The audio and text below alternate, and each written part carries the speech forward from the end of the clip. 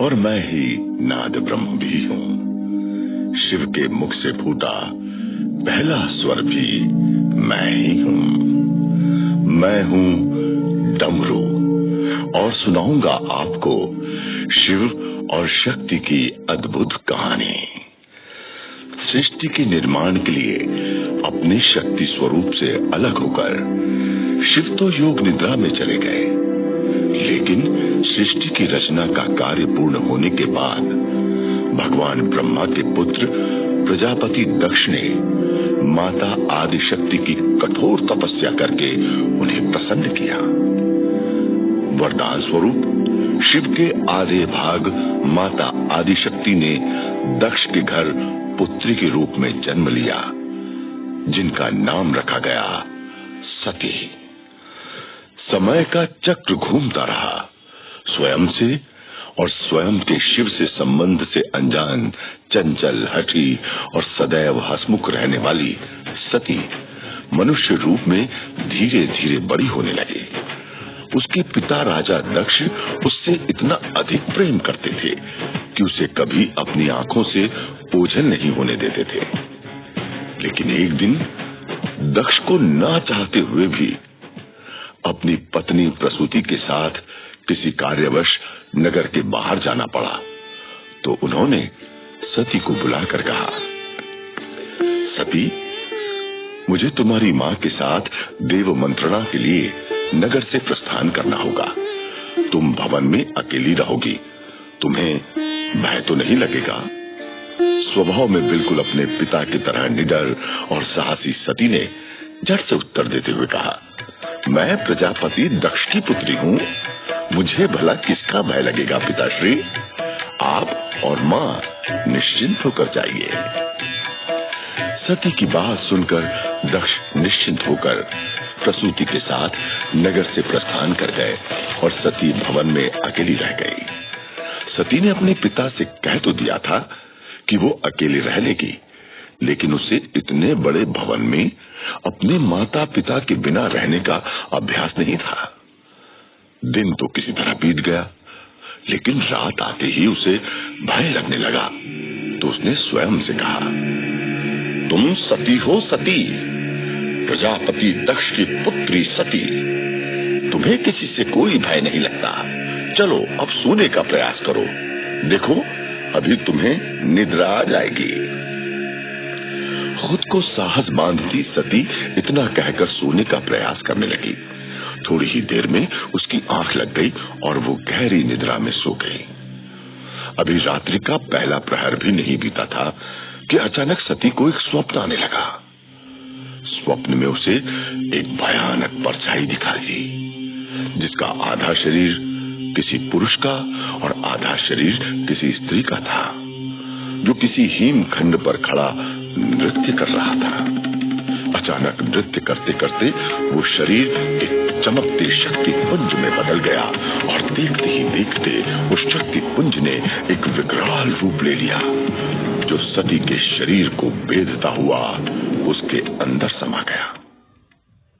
उस शक्ति पुंज के शरीर में समाते ही सती की चीख निकल गई और सती नींद से हाफते हुए उठकर बैठ गई। उस स्वप्न से सती इतना घबरा गई कि उसका पूरा शरीर पसीने की बूंदों से भर गया और तेजी से कांपने लगा।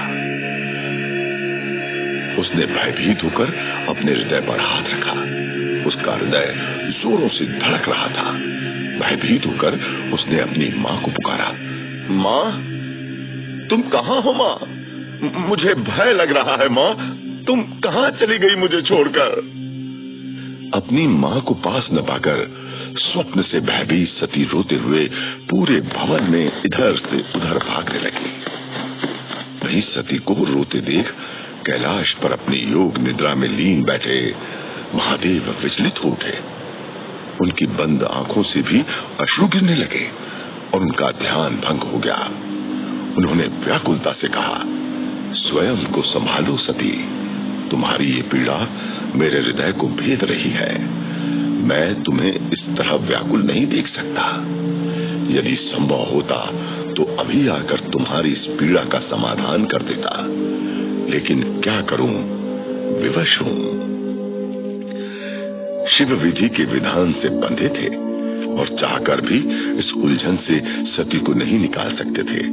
लेकिन सती की परेशानी देखकर शिव की भी व्याकुलता बढ़ने लगी। इस ओर पूरे भवन में भागते भागते सती अचानक एक छोटे से खंडहर जैसे कक्ष में जा पहुंची। तभी घोर अंधकार से भरे उस कक्ष से सती को एक धीमी आवाज सुनाई देने लगी, सती सती। उस आवाज ने सती को अपनी ओर आकर्षित करना आरंभ कर दिया। सती ने पलट कर कहा, कौन है वहां, कौन है? सती उस आवाज का पीछा करते हुए कक्ष की खिड़की के पास आकर खड़ी हो गई। उसने झांक कर बाहर देखा तो दूर उसे एक विशाल पर्वत दिखाई दिया, जिसकी चोटी पर बैठा एक सन्यासी उसी की ओर देख रहा था। अंधकार के कारण सती उस सन्यासी का चेहरा तो नहीं देख पाई, लेकिन फिर भी जैसे ही सती की आंखें उस सन्यासी की आंखों से टकराई तो उन आंखों के आकर्षण में बंधी सती सब कुछ भुलाकर एक टक उन्हें निहारने लगी।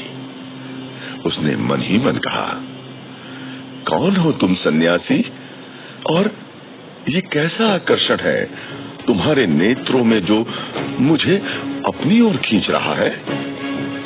तभी उस पर्वत से एक शीतल बयार आई और क्षण भर में ही सती का मन शांत हो गया। उसने चौंकते हुए कहा, ये कैसी माया है नारायण? इस शीतल बयार के स्पर्श मात्र से मुझे असीम सुख और अपार शक्ति का अनुभव हो रहा है, मानो मैंने जीवित ही स्वर्ग को पा लिया हो। मेरी छटपटाती और भयभीत आत्मा आनंद के सागर में हिलोरे लेने लगी। सती के मन का भय अब समाप्त हो चुका था। वो सन्यासी को निहारते हुए वहीं बैठ गई।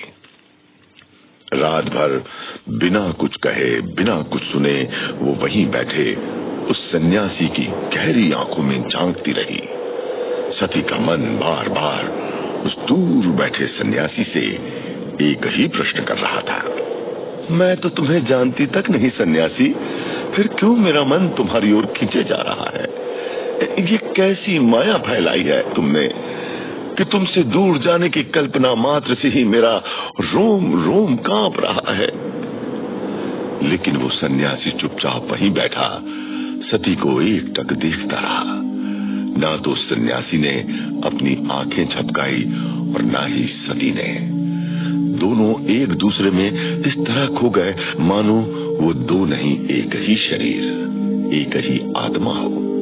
वो रात बस यूं ही आंखों आंखों में बीत गई और सती वहीं बैठे बैठे सो गई। लेकिन सती को कहां एहसास था कि वो पर्वत था कैलाश और वो सन्यासी थे स्वयं शिव। उसके बाद हर रात सती को वो स्वप्न आने लगा और हर रात भयभीत सती उस सन्यासी को देखने उस खंडहर जैसे कक्ष में आने लगी। लेकिन जैसे ही उस सन्यासी से सती की आंखें मिलती वो सब कुछ भूल जाती और उसका मन प्रफुल्लित हो उठता। वो हर रात उस सन्यासी से एक ही प्रश्न पूछती, ये कैसा जोग लगाया है तुमने कि तुम्हारे सिवा अब मुझे कहीं भी चैन ही नहीं आता? आखिर तुमसे मेरा क्या संबंध है? और जब जब सती के मन में ये प्रश्न उठता तो उसकी अंतरात्मा में विराजित शिव कहते, मैं तो तुम ही हूं सती और तुम मैं। तुम बाहर जिन प्रश्न के हल खोज रही हो वो तो तुम्हारे भीतर ही छुपे हैं। स्वयं को पहचानो सती, स्वयं को पहचानो।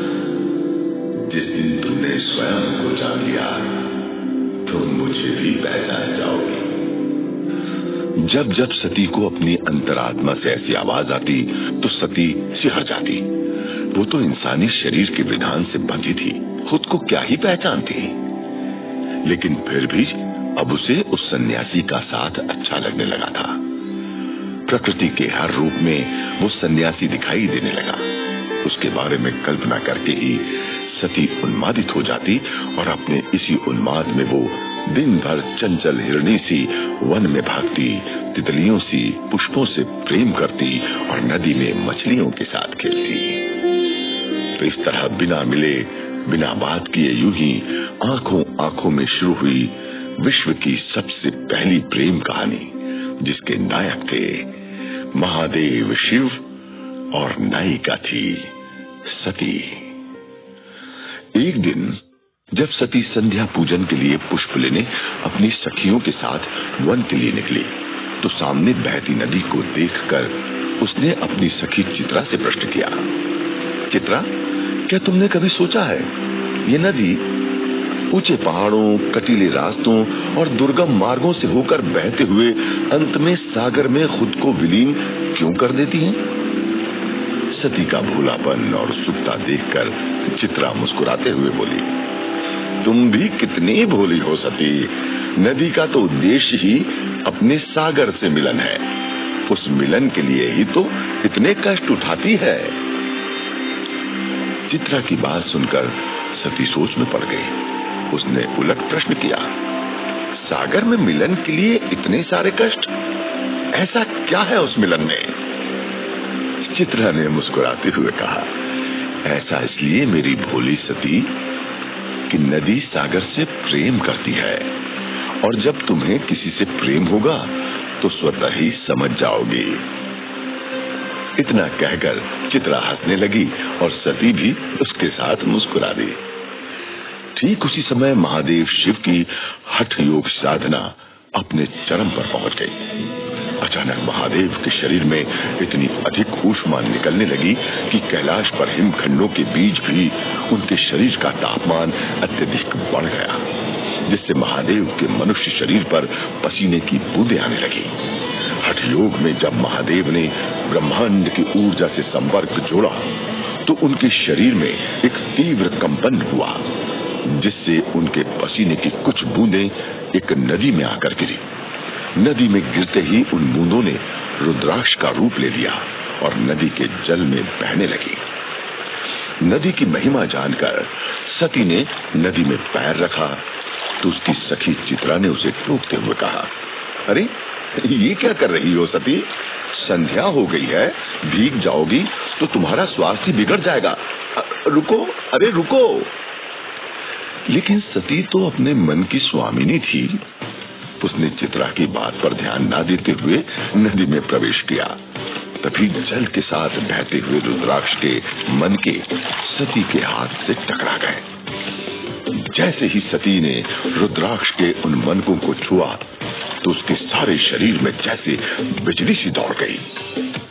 उसे एक अजीब सी अनुभूति हुई, लगा मानो उसने ईश्वर को स्पर्श कर लिया हो और अब जीवन में किसी और वस्तु को पाने की इच्छा शेष ही ना हो। उसने झट से कहा, हो ना हो, ये अवश्य ही कोई दिव्य मन के हैं, जिनके स्पर्श मात्र से मुझे स्वर्ग के सुख की अनुभूति हो रही है। सती के मुख पर सुख की मुस्कान और आंखों में आनंद के अश्रु आ गए। उसे आज से पहले ऐसा सुखद अनुभव कभी नहीं हुआ था। उसने झट से नदी में हाथ डालकर उन रुद्राक्ष के मनकों को उठाया और अपने हृदय से लगा लिया।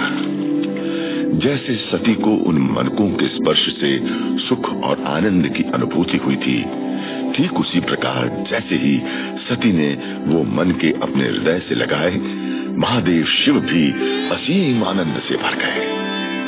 उनके जलते हुए शरीर की ऊष्मा शांत हो गई और उनके मुख पर असीम आनंद की मुस्कान फैल गई। अनजाने में ही सही, लेकिन आज पहली बार सती ने शिव के अंश को छुआ था।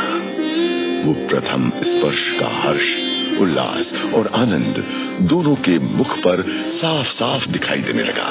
उन्होंने मुस्कुराते हुए कहा, सदियों से मेरा मन तुम्हारे स्पर्श के लिए तड़प रहा था सती। आज तुमने मेरे इंद्रद्राक्ष के मनकों को स्पर्श करके मुझे मेरी इस तड़प से मुक्त कर दिया। सती को सहज ही लाज का अनुभव हुआ और वो लजाते हुए भीगे वस्त्रों में नदी से बाहर निकल आई। उसने नदी के किनारे उगी दुर्वा को उखाड़कर उनकी डोर बनाई और उस रुद्राक्ष के मनके को अपने गले में बांध लिया ताकि वो सदैव उसके हृदय के पास ही रहें। सती की सखियों ने उसे छेड़ते हुए इस प्रकार लजाने का कारण पूछा। क्या बात है सती, तुम तो ऐसे लजा रही हो मानो तुम्हारे प्रियतम मिल गए हो। इतना कहते ही सती की सखियां हंसने लगी तो सती भी शर्माते हुए वहां से भागकर भवन लौट गई। भवन में प्रवेश करते ही सती की बड़ी बहन अदिति ने सती के गले में बंधे रुद्राक्ष को देखा तो वो चौंक गई और क्रोधित होते हुए बोली, सती, ये तुमने कैसा घोर पाप कर दिया। तुम जानती भी हो जिस मनके को तुमने अपने गले में धारण कर लिया है उसे तो हमारी सभ्यता में छूना भी वर्जित है। निकालो, निकालो इसे, अभी निकालो। इतना कहते हुए अदिति ने सती के गले में बंधे रुद्राक्ष को खींचकर निकालने का प्रयास किया, लेकिन सती तो सती थी। बिना कारण अदिति का क्रोध उसे समझ नहीं आया। उसने पलट कर कहा, क्यों दीदी, क्या बुराई है इनमें? देखो ये कितने सुंदर हैं। कोई भला इन्हें कैसे वर्जित कह सकता है? आप कदाचित असत्य कह रही हैं, मैं ऐसे नहीं उतारूंगी। सती की बात सुनकर अदिति ने बलपूर्वक उनके गले से रुद्राक्ष को खींचने की कोशिश की तो सती उससे अपना हाथ छुड़ाकर दौड़ते हुए अपने पिता दक्ष की राजसभा में जा पहुंची। भरी राजसभा में प्रजापति दक्ष अपने मंत्रिमंडल और अन्य सदस्यों के साथ शिव को अन्य सभ्यताओं में भी अपूज्य बनाने की रणनीति पर विचार विमर्श कर रहे थे। लेकिन एक अबोध किशोरी क्या समझती पूज्य और अपूज्य के भेद को। सती ने भूलेपन से भरी सभा में अपने गले में बंधे रुद्राक्ष को दिखाते हुए प्रश्न किया, पिताश्री, देखिए ना कितना सुंदर मन का है। अदिति दीदी कह रही हैं कि हमारी सभ्यता में इनका स्पर्श भी वर्जित है। ऐसा क्यों पिताजी? भरी राजसभा में सती के गले में शिव रुद्राक्ष देखकर पूरी सभा आपस में खुसुर पुसुर करने लगी। किसी ने कहा, पिता शिव की निंदा करते नहीं थकते और पुत्री उस शिव के अंश को गले में बांधकर घूम रही है। दूसरे ने कहा, लगता है प्रजापति दक्ष के राज में प्रजा और परिवार दोनों के लिए अलग अलग नियम है। लोगों की बातें सुनकर दक्ष क्रोधित होकर अपने सिंहासन से उठ खड़े हुए। उन्हें क्रोधित देखकर सभी चुप हो गए। लेकिन इससे पहले कि वो सती को अपनी बात समझा पाते, सती ने भोलेपन से कहा, मैंने तो कहा था ना अदिति दीदी से, कोई मूर्ख ही होगा जो इन मनकों के स्पर्श को वर्जित कहेगा। सती के इतना कहते ही सभा में उपस्थित सभी लोगों ने ठहाके लगाकर दक्ष पर हंसना आरंभ कर दिया, जिसे देखकर दक्ष क्रोध से जलने लगे। उनकी आंखों से मानो क्रोध की ज्वाला निकलने लगी। प्रजापति दक्ष का ऐसा अपमान, वो भी उन्हीं की राजसभा में, उन्हीं की पुत्री द्वारा, ये उन्हें कदापि स्वीकार नहीं था। उन्होंने गरजते स्वर में सती से कहा, सती, भरी सभा में अपने ही पिता का अपमान करते हुए तुम्हें लज्जा नहीं आती? तुमने मेरा ही नहीं, मेरे संस्कारों का भी अपमान किया है। दूर हो जाओ मेरी दृष्टि से। आज के बाद ना मैं तुम्हारा मुख देखूंगा और ना ही तुमसे कोई बात करूंगा। चली जाओ यहाँ से, चली जाओ। भोली भाली सती अपने पिता के मुख से ऐसे कठोर वचन सुनकर घबरा गई। उसका हृदय तेजी से धड़कने लगा और उसके गले में बंधे रुद्राक्ष के मनके भी तीव्र कंपन के साथ हिलने लगे। उन मनकों के कंपन से कैलाश पर योग निद्रा में बैठे महादेव शिव का ध्यान भी भंग हो गया। सती का इस तरह भरी सभा में अपमान देखकर महादेव शिव अत्यंत क्रोधित हो गए। उनके नेत्र लालिमा से भर गए और उनके माथे पर त्रिपुंड रेखाएं अंकित होने लगी। उनका मन तो हुआ कि दक्ष को अपनी क्रोधाग्नि में जलाकर भस्म कर दें, लेकिन अगले ही क्षण उनके हृदय ने उन्हें रोक लिया और वो विवश होकर बोले, मुझे क्षमा कर दो सती, मैं ईश्वर हूँ और तुम मनुष्यों में चाहकर भी विधि के विधान में हस्तक्षेप नहीं कर सकता। ऐसा अनुभव हो रहा है मानो आज मेरा ईश्वर होना ही मेरा दंड बन गया। इतना कहते हुए महादेव शिव ने अपने नेत्र बंद कर लिए और उनके नेत्रों से आंसुओं की धारा बहने लगी। वहां धरती पर अपने पिता की बात सुनकर सती का हृदय टूट गया। उसके नेत्रों से भी अश्रुओं की धाराएं बहने लगी और वो फूट फूट कर रोने लगी।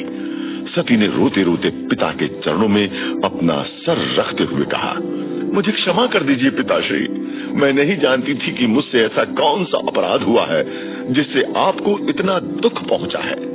आप चाहें तो मुझे कोई भी दंड दे दीजिए, लेकिन इस प्रकार मेरा त्याग मत कीजिए।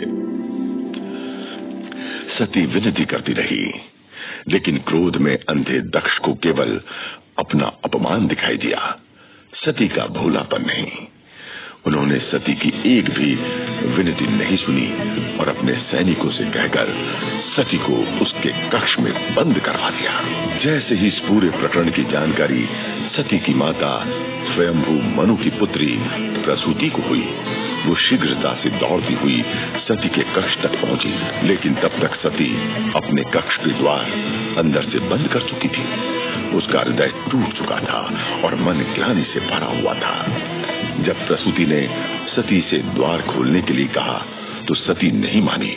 उसने कहा, नहीं मां, पिताश्री ने मेरा त्याग कर दिया है, पिताश्री मेरा मुख नहीं देखना चाहते हैं, तो अब ये मुख मैं किसी को नहीं दिखाऊंगी, किसी को नहीं। सती की बात सुनकर प्रसूति का हृदय बैठने लगा। तब तक सती की अन्य बहनें भी उसके कक्ष के बाहर इकट्ठा हो गई। सती ने अपनी बात जारी रखते हुए कहा, अपने पिता के प्रेम के बिना अब मैं जीवित नहीं रहना चाहती, इसलिए मैं प्रजापति दक्ष की पुत्री सती ये प्रण लेती हूँ कि जब तक मेरे पिता मुझे क्षमा नहीं कर देते, मैं अन्न और जल ग्रहण नहीं करूंगी। सती कितना कहते ही कैलाश पर बैठे महादेव शिव के संयम का बांध टूट गया। उनका शरीर क्रोध की अग्नि में जलने लगा। उनके नेत्र क्रोध से लाल हो गए और महादेव ने क्रोध से चिल्लाते हुए कहा, नहीं सती, तुम ऐसा नहीं कर सकती।